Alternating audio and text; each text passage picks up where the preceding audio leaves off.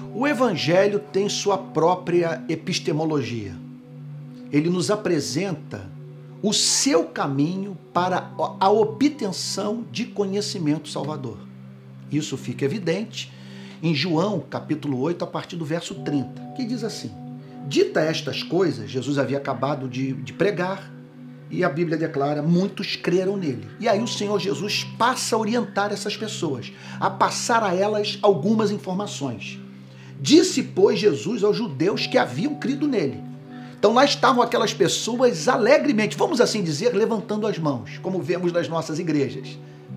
Agora acontece que o Senhor Jesus foi movido a dar o papo reto para elas, por amor, a fim de que aquele envolvimento com ele fosse um envolvimento consequente. E ele diz, se vós permanecerdes na minha palavra, então veja só, crer em mim significa se relacionar comigo nos termos estabelecidos pela minha mensagem.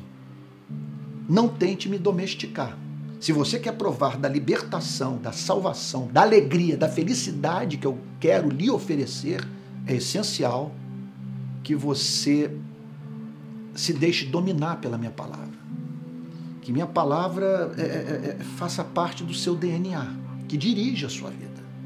Seja o fundamento da sua vida intelectual. Se vós permanecerdes na minha palavra, sois verdadeiramente meus discípulos. Portanto, veja só, não há como nós dissociarmos a justificação pela fé do discipulado.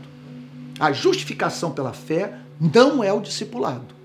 Justificação pela fé é o seguinte, é a lei batendo na tua cara, você está num leito de morte, a lei trazendo à sua memória o seu passado, os erros que você cometeu, os equívocos da sua vida, os seus pecados de omissão, pecados que você praticou intencionalmente, você desesperado, sem esperança de apresentar uma contabilidade que sobrepuje a essa contabilidade dos seus débitos, você clama por Jesus Cristo. Você se lembra, naquele momento, que Deus amou o mundo de tal maneira que deu seu Filho unigênito para que todo aquele que nele crê não pereça, mas tenha vida eterna. Aí você diz o seguinte, se eu tiver que entrar no céu, vai ser pela misericórdia de Deus que está em Cristo. Não há como eu tentar comprar esta salvação. Aí você clama por Cristo e a Bíblia diz que você é justificado.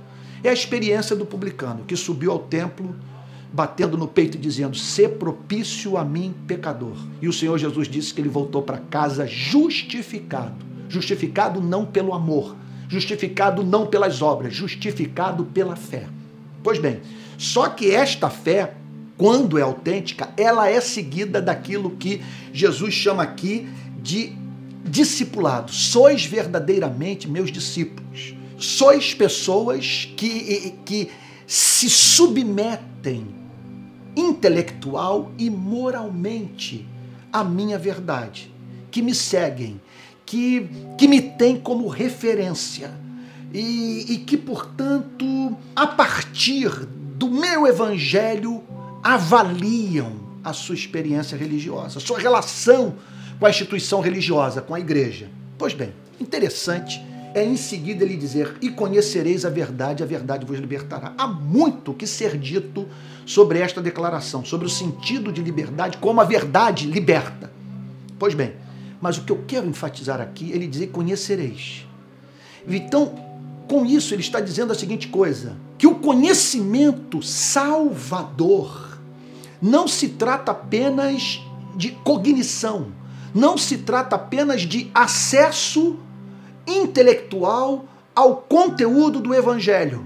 Para ele se tornar visceral, para ele atingir o coração, para ele ser discernido pelo Espírito, para que esse conhecimento venha acompanhado do elemento de deleite, para que você veja excelência na verdade, é necessário que você mantenha uma relação de obediência. Que você permaneça na palavra, que você encarne a palavra, que essa palavra determine a forma como você vai conduzir a sua vida. E aí, nessa relação de obediência, de fidelidade, em meio às terríveis provas da vida, a verdade vai ganhando corpo. A verdade o vai libertando. A verdade vai revelando a sua majestade, sua excelência, a sua beleza. E aí então, nessa relação que envolve o intelecto, que envolve a vontade, que envolve as afeições, mas dentro do discipulado, de uma relação de obediência, permite que você conheça a verdade. E a verdade produza, portanto, esse efeito libertador em sua vida.